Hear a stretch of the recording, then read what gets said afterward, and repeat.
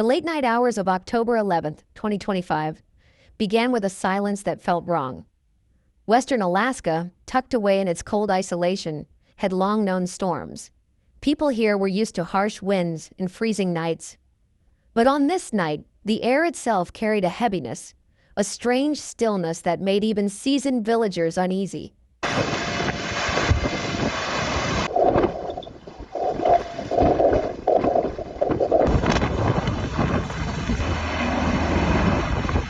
Somewhere far out over the Bering Sea, the remnants of Typhoon Halong were gathering force, moving quietly, like a predator stalking its prey. Meteorologists had warned of a major storm surge, but no one expected what was about to unfold. Just before dawn, the sea began to rise, first slowly, then with terrifying speed.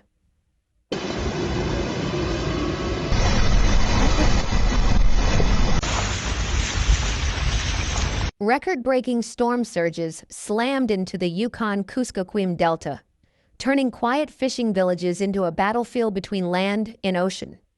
Water that had once lapped gently against wooden docks now swallowed entire streets.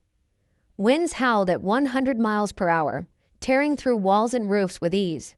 In Kipnuk and Kwigillingok, small communities that depend on air and water routes for everything from food to medicine, the storm's arrival was like a sledgehammer. Houses were ripped from their foundations and swept away like toys in a river. Wooden beams snapped like matchsticks. The power grid collapsed. Roads disappeared under swirling, icy floodwaters.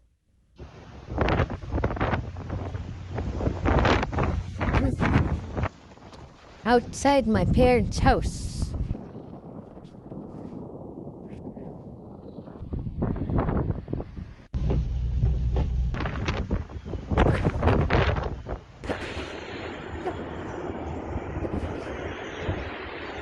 The world these people had built over generations was vanishing before their eyes.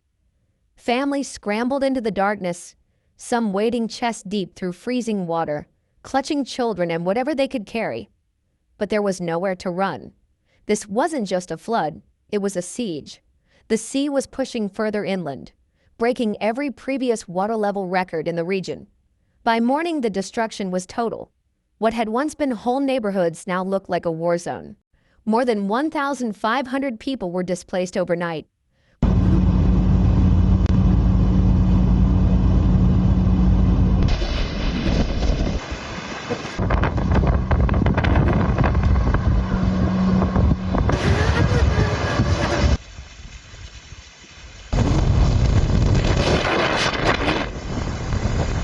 For many, the homes they'd lived in for decades were gone, either reduced to splinters or floating miles away.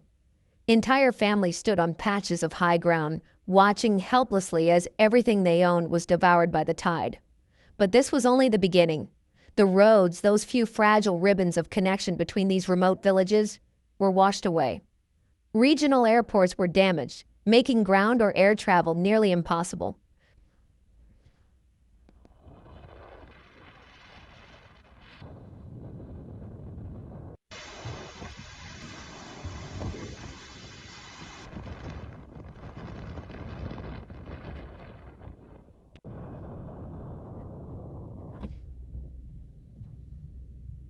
Rescuers had to fight against the wind to even get near the disaster zone. Then came the chilling first report. One person dead, their body found in the wreckage of a collapsed structure. Hours later, 2 people were declared missing, likely swept away in the night as the water rose. Their families waited in bitter cold, clinging to a sliver of hope. The Alaska Air National Guard and the U.S. Coast Guard launched an operation unlike anything the state had ever seen. Helicopters roared through the storm, hovering over flooded villages to pull people to safety. This was the largest air evacuation in Alaska's history, with hundreds of residents airlifted from rooftops, broken docks, and makeshift shelters. Those who were rescued were taken to temporary shelters.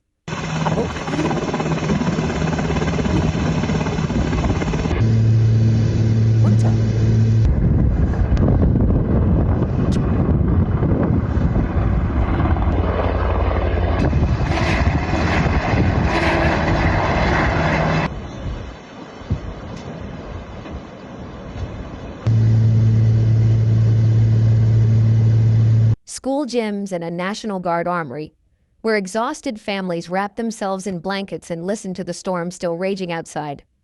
Meanwhile, federal agencies began to mobilize. Search and rescue teams spread out, moving cautiously across a landscape that no longer looked like the Alaska they knew. Houses sat twisted and half submerged.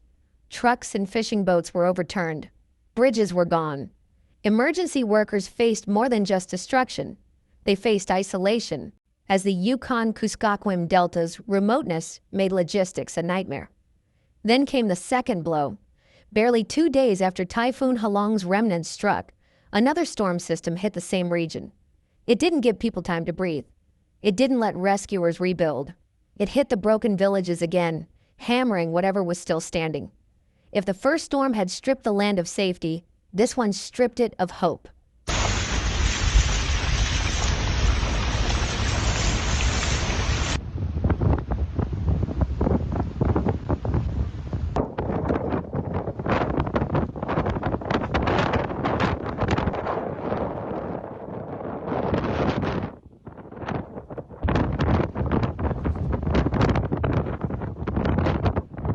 Communities that had already recorded historic storm surges now faced another round of flooding.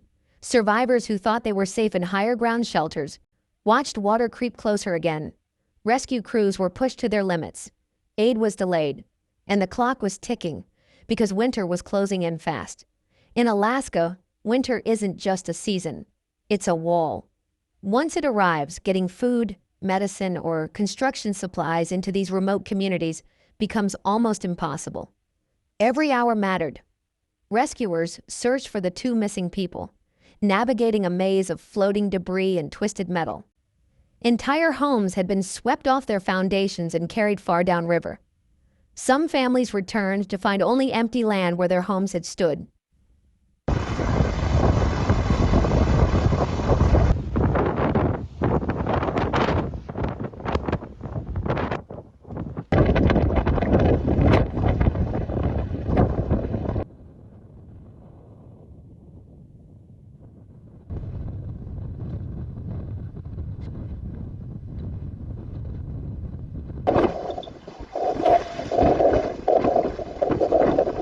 The storm's fury exposed the vulnerability of these remote Alaskan communities.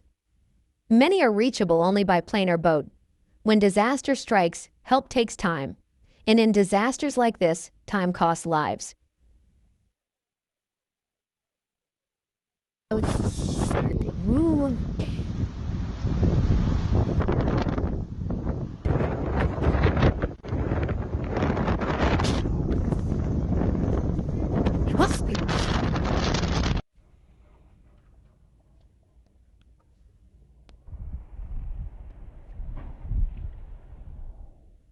But thousands of miles away, under a warm Malaysian night sky, a different storm was preparing its own ambush.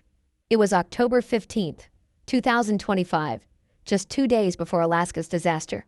In Sijangkang and Telabgong, 2 towns in Kuala Langat, Selangor, Malaysia, the evening was still and humid. Children played outside. Families gathered for dinner.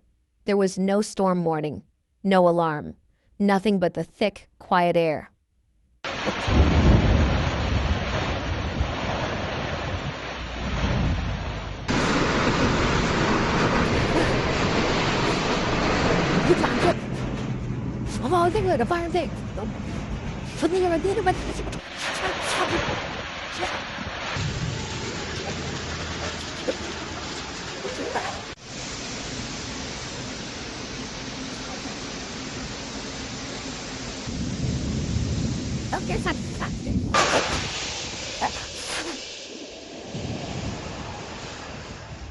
Then, at around 8 p.m., everything changed. Out at sea, a tornado-like waterspout had formed, unpredictable, violent, and fast. Within minutes, it moved inland like a monster, spinning at frightening speed. The sound hit first, a deep, rumbling roar that grew louder with each second. Before anyone could react, roofs began lifting off houses.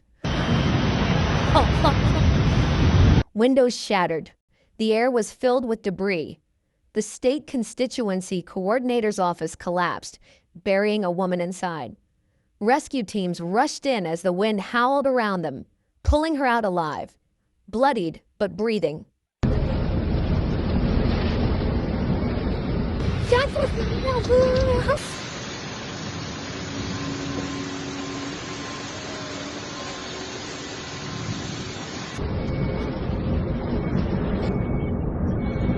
Within minutes, 40 houses were damaged or destroyed.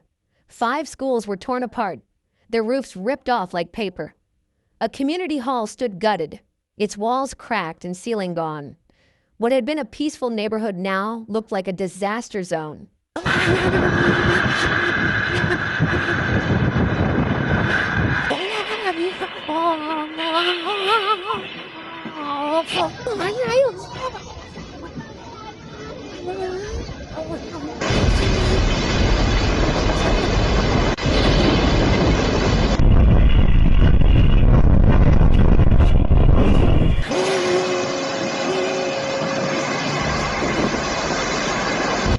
Hits it.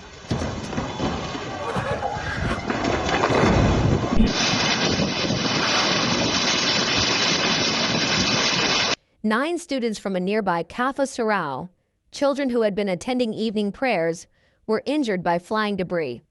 In total, over a dozen people were hurt. Parents screamed their children's names through the storm. Those who could fled to a temporary evacuation center, clutching what little they could carry. When the winds finally died down, the damage was everywhere. Metal sheets hung twisted from power lines. Cars were overturned. Streets were littered with shattered glass and broken wood. The fear was raw, not just because of what had happened, but because no one saw it coming. The Malaysian Meteorological Department, Met Malaysia, confirmed that the storm was a rare tornado-like phenomenon caused by a waterspout moving inland. Experts explained that climate change was creating unstable atmospheric conditions, making such extreme weather more likely. This was not the first such incident in Malaysia, but it was one of the most destructive. Met Malaysia pledged to improve early warning systems to give people more time to react.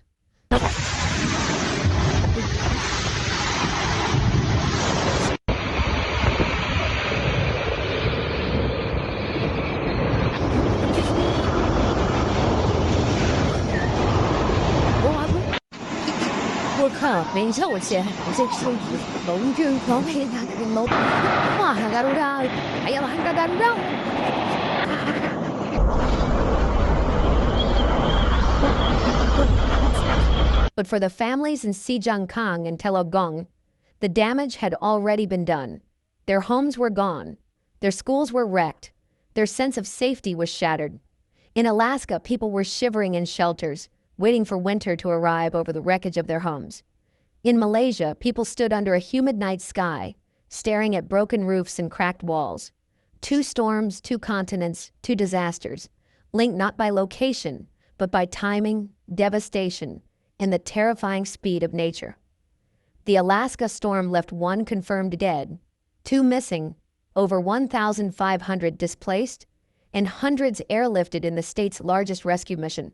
Homes were swept away. Airports and roads were crushed. A second storm compounded the chaos.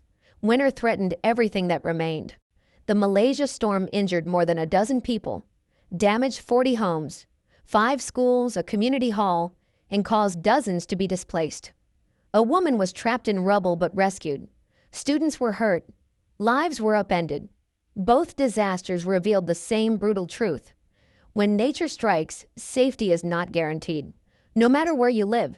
Whether in a frozen Alaskan delta or a warm Malaysian village, the line between safe and unsafe can vanish in a single night.